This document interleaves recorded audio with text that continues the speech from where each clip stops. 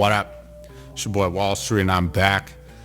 And as we sit in September, the NBA season is just around the corner. And Ben Simmons is still out there in the free agency market. Now, I don't really know if we're going to see a productive or even good Ben Simmons in the NBA ever again, right? But I would be shocked if we didn't see Ben Simmons in the NBA again, period, right? Like, I think someone's going to sign him, right? If you can get a 6'10" guy who can, handle the ball like someone who's 6'1", even if he's not shooting a ton of shots, doesn't have the best confidence in the world, I'll still sign a guy that can get me 5, 5, and 5, to a minimum deal. That could be, solid production off the bench. You're not going to play him more than 10, 15 minutes, probably, right? Which is still, frankly, very sad because Ben Simmons was that guy. He just was that dude back in the day. Like, I remember watching Ben Simmons at LSU, watching him in his early years with Philly, and he was unstoppable. I don't know what happened. And I'm kind of past the fact of will we ever get that Ben Simmons again? I think the answer is probably no, at least in the NBA. Like, maybe he'll go to China or, somewhere else overseas and play basketball and be amazing, right? I think he could do that, and I think that is a strong possibility. But I think he's got another year or two in the NBA left, right? Like, it has to be. It's just so rare for us to see a number one overall pick go from being really good to just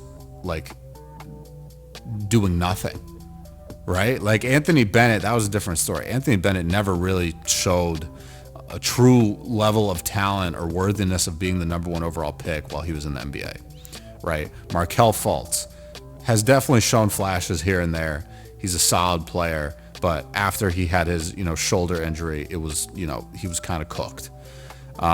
Ben Simmons, we don't really know because it's like he had the holdout situation, but then it was also he had a back injury, which I don't know how much each one of those things really played into, where we're at now, but it's just a sad thing to see, man. But so a lot of people are saying that he's probably going to end up with the New York Knicks. I think it makes sense, right? He was on the Brooklyn Nets, went to the Los Angeles Clippers for a couple games. I think he played 18 games for the Clippers last season after, having the buyout with Brooklyn. He's never going to be making the same type of money he was making on his last NBA contract, right? He got signed to a minimum deal for the remainder of the season with the Clippers. But before that was making 30 or 40 M's. Absurd for a guy that's averaging 6 points a game. So I wouldn't be surprised if we see him go to the Knicks. I just don't know. If he goes to the Knicks, is he really I just don't know how they're going to utilize him, right? The Knicks really need a Ben Simmons that can run the point when Jalen Brunson is out, right? And get call it 6 to 8 assists a night, right? If Ben Simmons can do that and play really good defense and be a lockdown defender for positions 1 through 4, that's worth its weight in gold if you get him on a minimum deal. So I don't really know what's going to happen, but you guys let me know. Where do you think we're going to see Ben Simmons end up come, October, whatever. I think it'll be the third week of October when the season starts. But I want to know what you guys think, man. Do you think he's going to go to the Knicks? I'm also hearing some rumors about the Celtics. A lot of different, noise going on out there. But it's September, and he's still out there in free agency.